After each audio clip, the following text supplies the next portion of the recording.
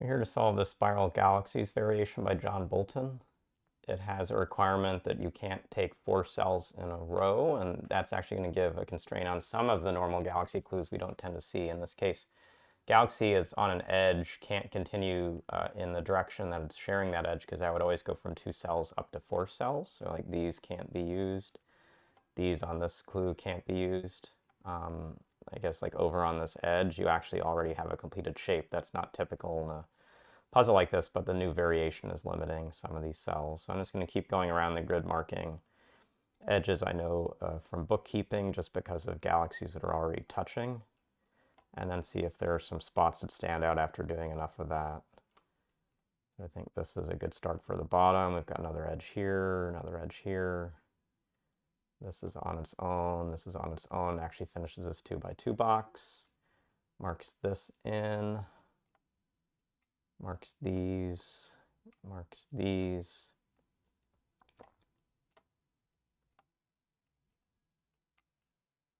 This is closed off. This is closed off. Finishes this corner. This is closed off. I think that's a lot of the edges. I might have missed some, but at least this looks like a good start.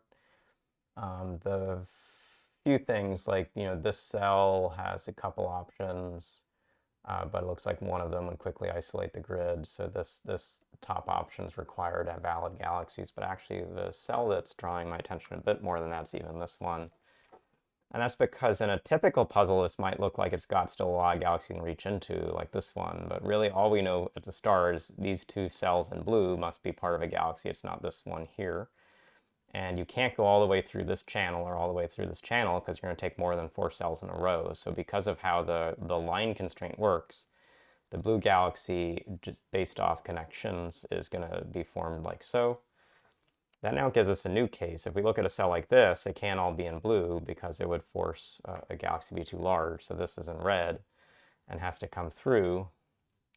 You can ask, does it come all the way through a channel like this? And maybe it's worth starting to color in this channel, recognizing that this can't be in blue. You'll see this cell is the first that can't be in blue. So this group I'm going to draw could or could not be in red. Yellow and red could be the same group, but at least this group in yellow is known for sure. It can't go further than these edges. It can't come over to the left here. This cell can't be part of this galaxy, so it is accurate to say that it's going to keep extending or has to extend. By the time it does this, we see there's no galaxy below it can join with, so we'll always have to join into this in yellow. That puts these in, and now we come back and say, is yellow equal to red? If yellow is equal to red, these cells are also in yellow. That's not going to work. So red is its own galaxy, it's this galaxy, and we get a pretty good start to the grid. So just mark in some of the edges we know. Here we've got 3 in a row, so that has to be the end of the shape. These also are 3 in a row. This from symmetry gives us these. This group now is also forced into the grid. So we've got this start. We've got this small galaxy here. Shade this in. Red is known for sure, so these remaining cells will have to be blue. And in marking those in, we're going to see that we actually have now a full pattern, but where we can't take extra cells because they'd be more than 3 long in the directions it still had opportunities. So this comes in, this is part of this galaxy shape, and where to look to next. The next cell that looks interesting to me, I go to color pink, is this cell, and that's because it can't be part of this galaxy. It's already blocked off there. It can't be part of this because it's blocked off there, and it doesn't come all the way over to this side. So this is growing up into the grid, and doing that, it marks off these edges. This cell can't be part of this group or part of this group, and so let's actually see, is it forced to be pink?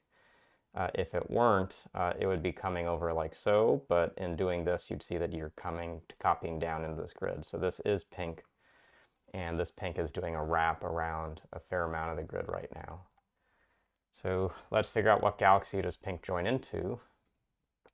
Well, it's got to be one of these 2 galaxies only. Everything else would take it off the grid. That is to say, like the reflection, for instance, from this point anywhere else is going to be outside the edges of the grid.